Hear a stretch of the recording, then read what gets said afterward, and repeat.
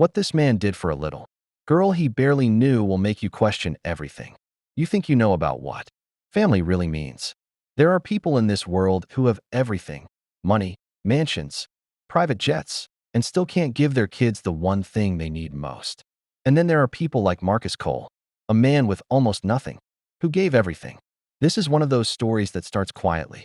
No cameras, no crowd, no applause. Just a man, a little girl, and a moment that would change both their lives forever.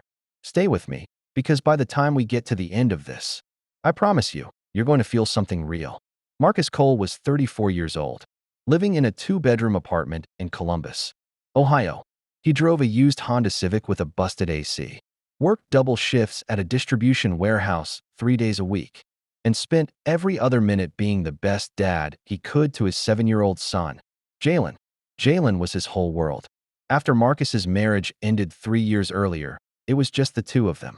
No safety net, no family close by, just a dad figuring it out one day at a time, packing lunches, helping with homework, doing Jalen's hair in the morning before school, even though, by his own admission, he was not good at it. It looked like a bird tried to build a nest up there. Marcus joked later in an interview, "But we made it work." He wasn't rich. He wasn't famous. But Marcus Cole was the kind of man who stopped to help strangers carry groceries, who remembered people's names, who showed up.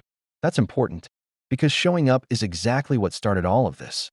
It was a Tuesday afternoon in April when Marcus picked Jalen up from Maplewood Elementary. As they were walking to the car, Jalen grabbed his dad's arm and pointed across the parking lot. There was a little girl sitting alone on a bench near the school entrance. She had leg braces on both legs and a small pink backpack that was almost bigger than she was. She wasn't crying. She was just sitting there, waiting, watching every car pull out of the lot one by one. Her name was Lily. Lily Hargrove. She was 6 years old. Lily had cerebral palsy, a condition that affects how the brain controls the muscles in the body. For Lily, that meant she had limited movement in her legs, needed braces to walk short distances, and sometimes used a wheelchair for longer ones. She was sharp as a tack, funny, and according to everyone who knew her, absolutely fearless. But she was also 6 years old and alone in a parking lot. And her ride wasn't coming. Marcus waited. 5 minutes. 10 minutes. He called the school office. They told him Lily's nanny had called in sick that day and her father's assistant was supposed to pick her up, but there had been some kind of miscommunication. They were trying to reach her father now. Marcus looked at Lily. Then he looked at Jalen. Jalen said, "Dad, we can't leave her here."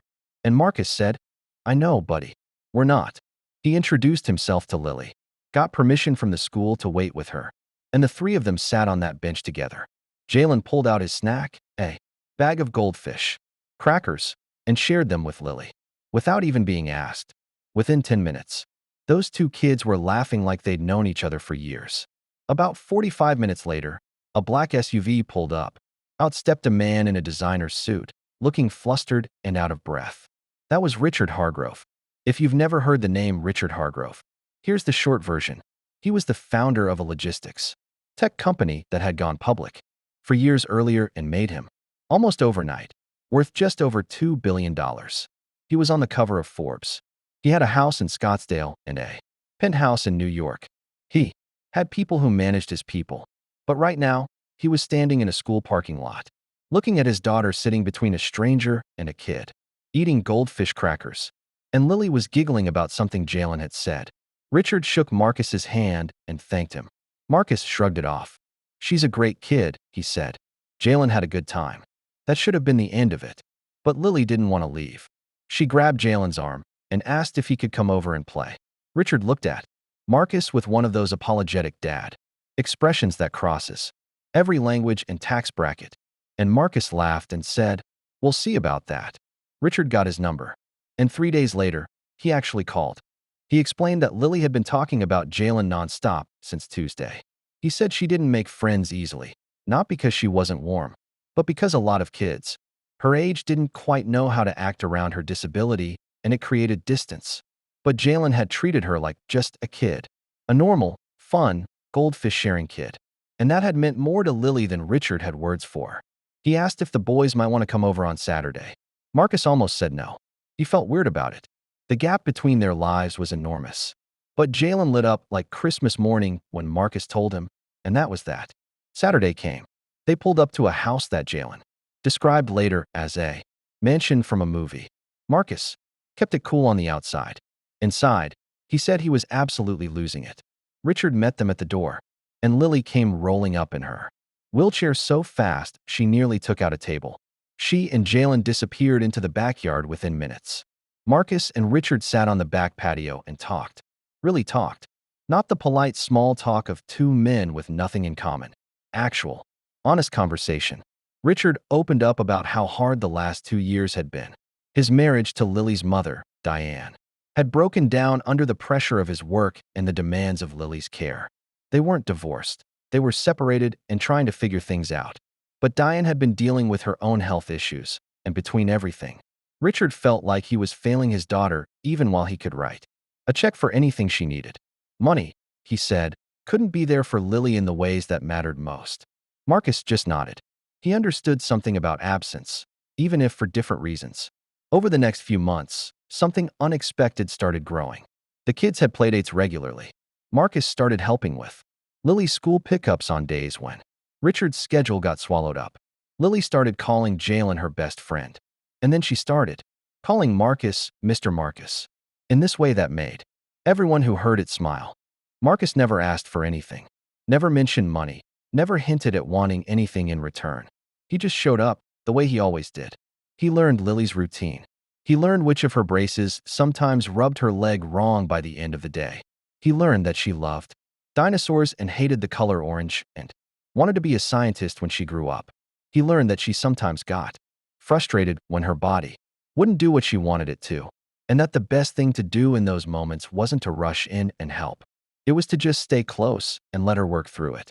He learned to be patient in a way that took most people years to develop. And Lily noticed. One afternoon, Lily told her dad something that Richard said stopped him cold. She said, "Mr. Marcus always makes me feel like I'm not broken."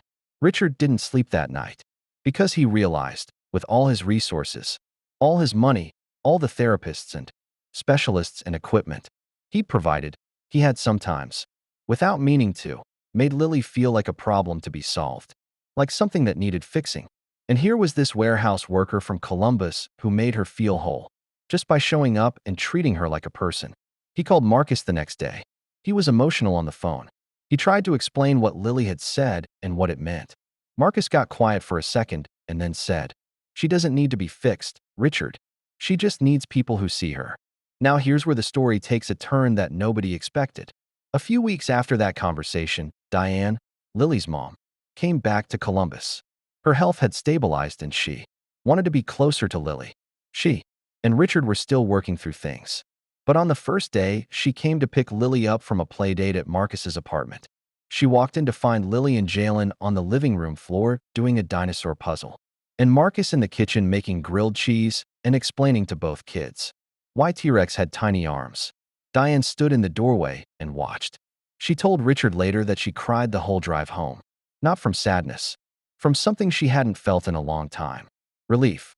Gratitude. The specific kind of gratitude you feel when someone takes care of your child with no motive other than the fact that they're a good human being. She wrote Marcus a letter, a handwritten letter, 3 pages long, thanking him for what he'd done, not just in the logistics of pickups and playdates, but in the way he'd made Lily feel. She left it in his mailbox without knocking. Marcus read it at his kitchen table after Jalen went to bed. He said later it was the first time he'd cried in years. Word got out. Not because Marcus said anything. He didn't. It was Lily. At a school event, she stood up in front of her class during a People I'm Thankful For segment and talked about Mr. Marcus for 4 straight minutes. She talked about how he taught her that asking for help isn't weakness, about how he always had goldfish crackers, about how he told her that scientists have to be stubborn because the world doesn't give up its secrets easily, and that she was the most stubborn person he knew. So she was going to be a great scientist. Her teacher filmed it. It ended up online. You can probably guess what happened next. The video spread. Comments poured in from thousands of people. People who had kids with disabilities. People who had grown up feeling different and unseen. People who just needed to be reminded that kindness was still real. The video crossed 2 million views in 5 days.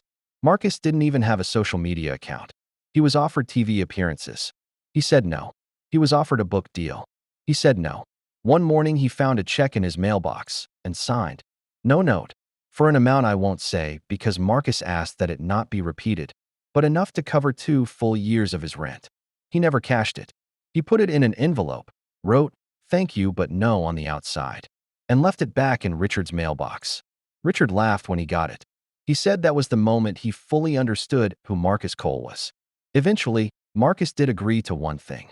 The Hargroves set up a fund, the Lily Fund, for families of children with disabilities in the Columbus area who needed support with childcare, transportation, and daily assistance. They asked Marcus to help run it, to be on the board, to make sure the money went to exactly the kind of thing he'd been doing, naturally for a year. He said yes to that. Today, Jalen and Lily are still best friends. They're in different schools now, but they talk almost every day. Lily just won her school's science fair with a project on how certain insects adapt to environments that seem impossible to survive in. She told the judges that she got the idea because someone once told her that stubborn things tend to survive. Richard and Diane are still working on their marriage. Some things take time, but they both say that watching Marcus brought something back to their life, a reminder that being present matters more than being perfect. And Marcus? He's still in his 2-bedroom apartment, still drives the Civic with the busted AC, still packs Jalen's lunch every morning. But now once a week, he sits at a table with the Lily Fund and makes sure that other kids who need someone to just show up, actually have someone show up. He doesn't see himself as a hero. He'd probably cringe hearing that word. He's just a dad who didn't want to leave a little girl sitting on a bench alone. But sometimes, the smallest decisions leave the biggest marks.